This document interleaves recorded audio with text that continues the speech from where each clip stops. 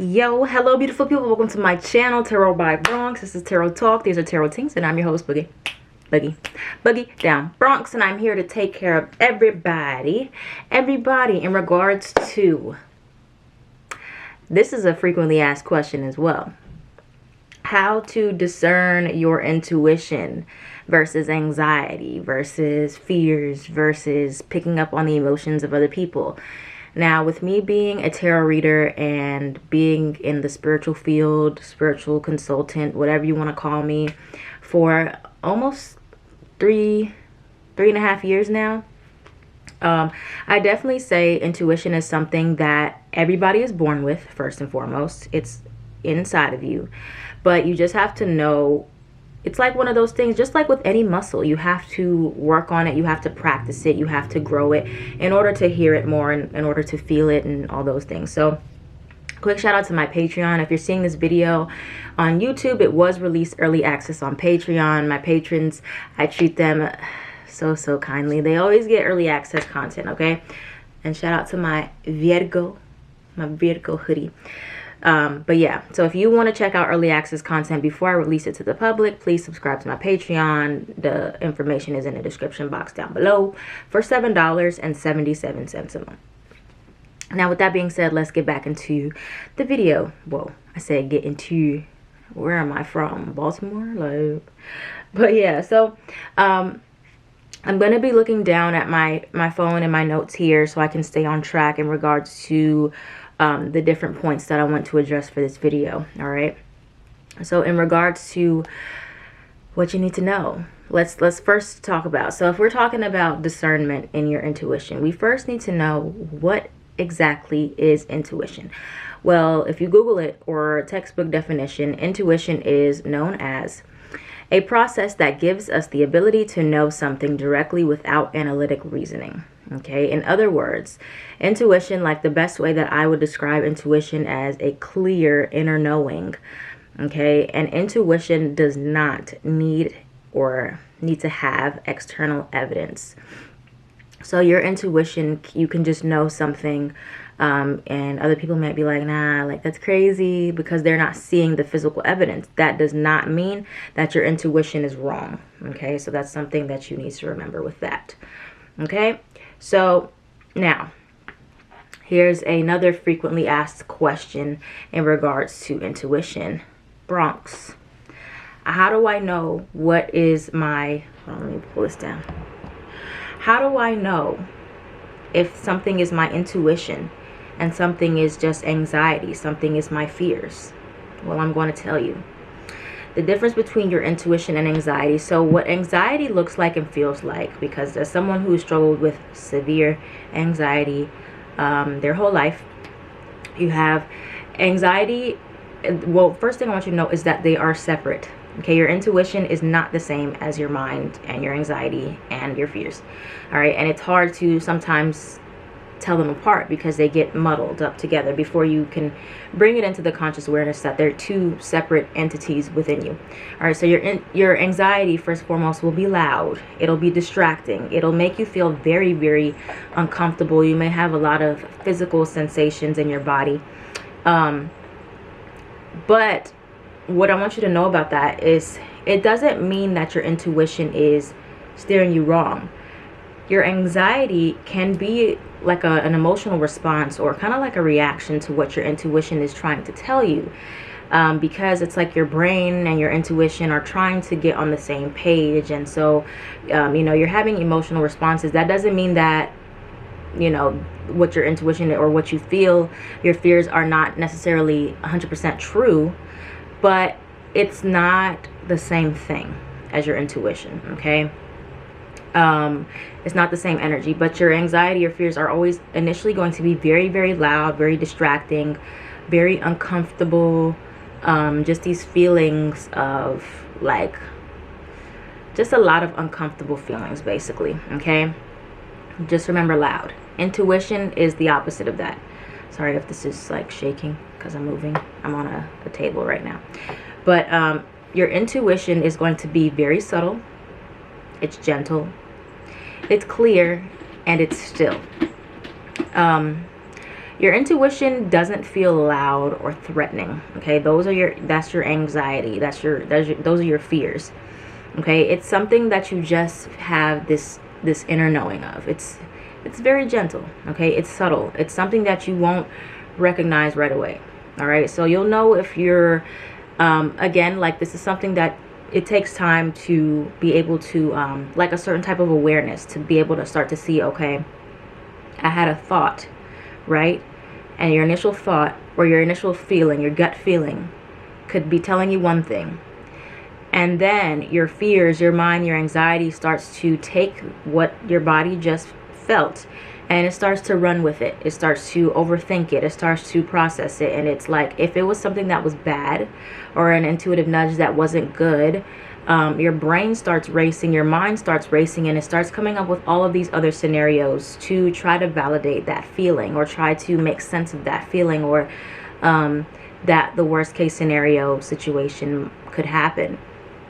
And now, while it may be the case that your intuition did tell you some news that might have been bad or made you feel something that could happen that wasn't good, your mind is why you feel the anxiety from that.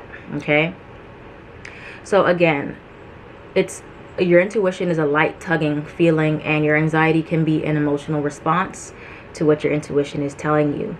All right, so another way I want you to think about when you're thinking about your intuition is think about if you just thought in your head, okay, 2 + 2 equals, I hope you said 4. I hope you said 4. So if you said 4, that's just something you know. Like, you don't have to think about it. Think about that feeling when you say 4, or any answer that you know, like, what's your name? You just know that, and it's not something that, it's very emotionally neutral. Like, you're not scared of the answer, like, you know the answer in your heart. That is what an intuitive nudge feels like. It feels like something that you just know.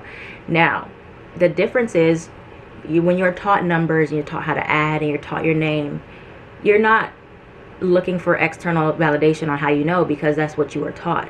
The difference is, with intuition, you're not getting that external validation about how you know that answer. That's when your brain starts to race, and it starts to try to find things, external things that would validate why you feel that way. Okay, and that's where the anxiety comes from. I hope you're following me here. All right, so again, that's what it is, what it looks like with the two separate entities. Now, another way of how to discern the two. Intuition, again, is emotionally neutral, not emotionally charged. So an intuitive nudge, initially, again, it just feels like boom, like it kind of feels like just a passing thought. Now that I'm realizing, like, more of what intuition looks like for me, especially when I read tarot cards for you guys, it's just like I'm pulling the cards and I'm not emotionally attached to it. That's why it's hard for readers to read for themselves, because it is emotionally charged. You're reading the cards for yourself. Your emotions are involved. If I'm reading for other people, I'm very emotionally detached from the outcomes that, I'm reading it as it is. Like, I'm not trying to change the story. I'm not trying to protect anyone's feelings. And therefore, my intuition is sharp. It's clear. I can hear it. I can see it. I can deliver it. Now, it's different for yourself, because we are ego-driven people, and we want to know. We want to be in control of the outcome. We want to know. We want the story to be best suited for what we want it to be. Therefore, it's very hard to hear your own intuition. It's very hard to accept what your intuition is telling you, because you're very attached to the outcomes that you want. And we'll get into that more. So again, emotions change, they fluctuate, and emotions cannot always be trusted. So if you get an intuitive nudge or a feeling, and you have a range of emotions that come after it, or you want to act on high emotions, that's not the best solution. Even though, like, your emotions are not always wrong, they're also not always right. So, if you're having moments of high anger or intense happiness, that doesn't necessarily mean that you should always just go with that feeling and go towards that situation, or exit out a situation, because You want to make sure that you're in a more so calm or emotionally neutral state when you're making decisions, because, you know, emotions go up and down. They change from day to day, and your intuition is always subtle nudges, but your emotions can be here, here, here, here, here. All right. I like that little that little glow. I'm gonna make this my thumbnail. Intuition versus anxiety. Okay, so yeah, again, your mind can very much play tricks on you, and your emotional responses again can come after an intuitive nudge or a fear. So another reason why, and I kind of touched on this just now, why your intuition, why it's hard for you to listen to your intuition, it's because your ego does not like change. So you feel fear as a response to what your intuition told you. All right, so like for example, you get an intuitive nudge to leave a relationship, to leave a job, to move across the country. That's what your intuition, that was your first thought. Your brain is like, why would you think that?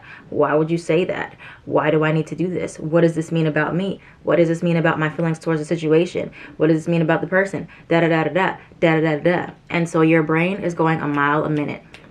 But you see how your brain is trying to justify what you felt, or is trying to find some type of validation for what you felt, or a reason why that feeling is wrong, or a reason why you don't want to change the situation, because it could be as simple as, you know, oh, I want to, like intuitively, you might want to leave a connection or something, or change, make a drastic change.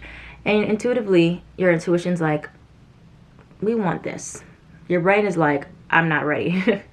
And so that's why it's like hard to listen to your intuition, because your brain, your soul, your intuition is your higher self. That's the part of you that's ahead, like a step ahead of you, or a couple steps ahead of you. And so if your higher self is telling you to move in this direction, and your brain is not, and your physical body is not there yet, it's going to be like, why is it telling me to do something that I'm not ready to do yet? And so that's why it's hard to trust your intuition, because your brain is telling you something else. Okay, it's not the other way around. People think it's the other way around. People think it's your intuition that's misguiding you and your brain is right. Not necessarily. No, it's actually not.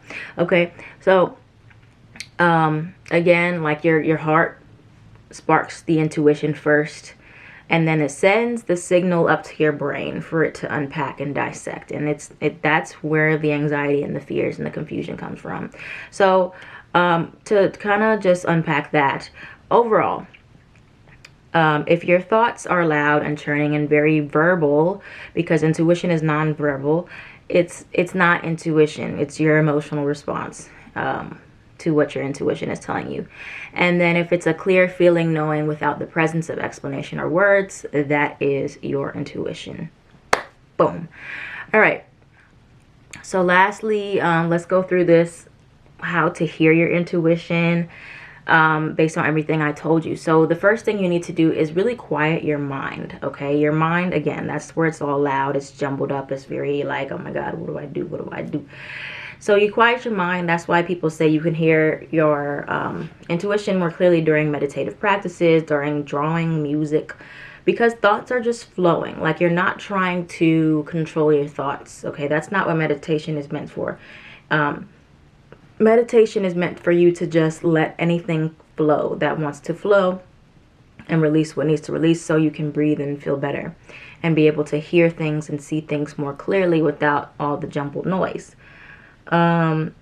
Practicing breathing exercises. You can look up some techniques on YouTube or on Google that you can try to quiet your mind and let the airflow go to your brain, so you can feel more at peace. And then you can ask yourself a question and then wait for an answer, and be completely open to the answer. Answers may not come in 5 minutes. They may take weeks, days, or just some time. But the main thing is, when you're practicing growing your intuition and listening to your intuition, you have to be open to what it's telling you. Okay, that's the reason why we can't hear it, or you're like, I can't hear my intuition. It's because you're probably looking for an answer you want to hear versus the real answer that is being presented to you. So you have to ask yourself those tough questions. Are you looking for a specific answer? All right. So another topic kind of I wanted to branch off into was examples of telepathy with other people, because a lot of people go through these soulmate connections, these twin flame connections, and you feel like you can pick up on the emotions of other people, and you most likely can, but you might obsess over that because you do not have the evidence on the outside that tells you this is true. Okay, and that's one thing that comes from your intuition. You have to trust what you feel, okay, on the inside when it comes down to what you know, even if you don't have anything on the outside that supports that. Now, does that mean that you should like externally put up a fight with people about what you feel? No, because maybe the evidence is just for you to know. You don't need, you know, external validation. But so yeah, when you pick up on the emotions and thoughts of others, and let's say you think of somebody and they text you, it's most likely what happened is that they thought of you first. You intuitively received that, and it came to you as a thought, or just like a quick glance, like you just saw their face in your head, or you saw something that reminded you of them, and then they text you. It's most likely that they thought of you first, especially if it was very much random. It pops up in your head without any type of reminder. It's likely that they thought of you. That's the same thing that happens in dreams. Like, you can't control what other people are thinking. So they might have been thinking about you before they went to sleep. They popped up in your dreams, and vice versa. So, you know, let's say you text somebody else, like you think of somebody, you text them. They likely thought of you first. Okay. And so it's like a mirroring effect. And that's what telepathy looks like with people. But again, intuition, the more you can't explain it, explain the why you feel a certain way, the stronger the intuition is about that thing. All right. So it's like when you don't like somebody, this can go either way. Sometimes you don't like somebody because you're projecting your own insecurities onto them. But if you really don't know why you don't like somebody, that's an intuition. That's an intuitive nudge telling you there's something about that person that you don't have the external reasoning for, but you know in your heart. Okay. Or somebody that you feel like, you know, I'm gonna be friends with that person. I just feel like I am. I don't know why. And then you become friends with them. That's your intuition. And that's just a knowing. You just know. Like, it's very emotionally neutral. Like, you don't feel, you know, anxious about it necessarily. But you just know. Okay? So lastly, how to trust your intuition. A couple things that I wrote down. Follow the pull and surrender your ego that wants to stay safe. And the need to make things make logical sense. Again, we talked about that. It's a pull, and your ego gets in the way because it wants it to make sense. It wants to find a validation for it. And, you know, the people that take a lot of risks in life that don't make sense usually end up to be very successful because that's their intuition. They don't have the evidence that tells them this is why you should do it and this is why you need to. Yeah, they're just like, okay, I'm going to just do it. That's how you trust your intuition. You go with your gut about what it's telling you to do, and you don't really ask no questions. You just do it. That's how you practice. That's the honest answer. Okay. Your initial thought or gut feeling that didn't make the most sense usually is the one that is right. Your intuition doesn't need external validation that your brain looks for. That's what we just talked about. Practice acceptance of what your intuition is telling you. Your intuition is always right. Your mind and emotions are not. Your mind is what misleads you. All right, so people tend to get confused when they're like, I think my intuition led me astray. No, it did not. Your mind led you astray. Your emotions led you astray. Your intuition was always there nudging you to do something. Your brain was like, that doesn't make sense to me. I'm going to do something else. That's why you were led astray. All right. Give yourself grace because it takes practice to discern. It takes time to trust yourself without physical evidence. We are creatures of habit. We want things to make sense. Most of us. All right. Next thing is to use tarot cards like I have here. Use tarot cards and practice giving yourself a reading and read it as it is, or you know, pick a couple cards, like 3 cards, and the first cards that pop into your head, say them out loud, flip them over, see if you got any right. Okay, those are just ways you can practice. I don't do that much, but you know, I do lots and lots and lots of readings for other people, so I do trust my intuition quite a bit. Or you can practice with friends. You can like pick a color in your head, have somebody guess the color you're thinking, and vice versa. Those are ways. There's games on YouTube as well. All right.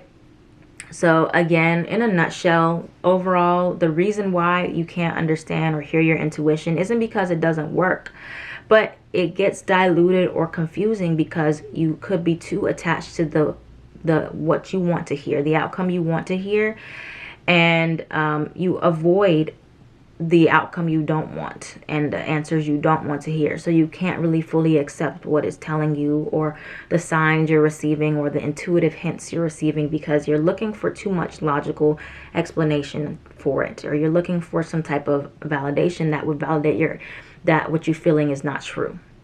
Okay, so that's overall how you can discern your intuition, what you need to know about your intuition, how to use your intuition, how to tell your intuition apart. And yeah, so I hope that you all enjoyed this video. If you have questions, leave them in the comments for me down below. I am at Tarot by Bronx.